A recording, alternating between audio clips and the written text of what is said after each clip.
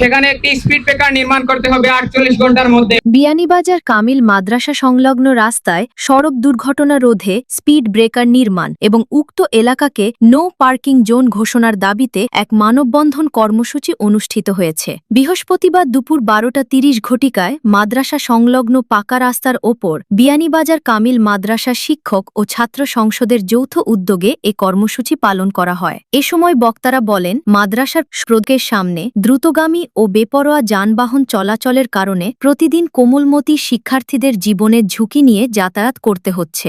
অবিলম্বে speed breaker নির্মাণ ও parking মুক্ত না করা হলে আরও কঠোর কর্মসূচির ঘোষণা দেবেন বলে হুঁশিয়ারি দেন তারা।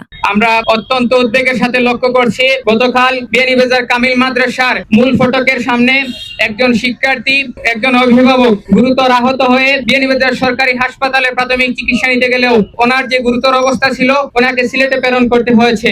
আমরা এই বিয়ানীবাজার কামিল মাদ্রাসায় একটি ঐতিহ্যবাহী দিনী বিদ্যাপীঠ, কিন্তু এই বিয়ানীবাজার কামিল মাদ্রাসার অবকাঠামোগত উন্নয়ন এবং মাদ্রাসার যে প্রয়োজনীয় বিষয়গুলো ছিল, সেই বিষয়গুলো যতটুকু উন্নয়ন হওয়ার কথা ছিল, শিক্ষার্থীদের যতটুকু নিরাপত্তা দেওয়ার কথা ছিল, প্রশাসন সেদিকে একটুও খেয়াল করেনি।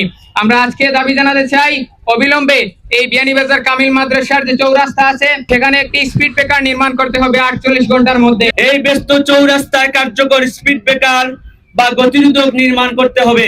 সম্মুখ বাক্যে অবিলম্বে নো পার্কিং জোন ঘোষণা করে যত্রতত্র অবৈধ পার্কিং বন্ধ করতে হবে। শিক্ষার্থীদের নিরাপদ ও স্বাচ্ছন্দ্যময় যাতায়াত নিশ্চিত করতে মাদ্রাসার মূল ফটকের সামনের কাঁচা রাস্তাগুলো দ্রুত পাকাকরণ করতে হবে। আমরা মাদ্রাসার গভর্নিং বডি, সুশীল সমাজ, প্রশাসন এবং সচেতন বিয়ানীবাজার বাসীকে উদাত্ত আহ্বান জানাই, শিক্ষার্থীদের জীবনের সুরক্ষায় দল মত নির্বিশেষে আপনারা সবাই এই বিষয়টি সমাধান করতে এগিয়ে আসুন।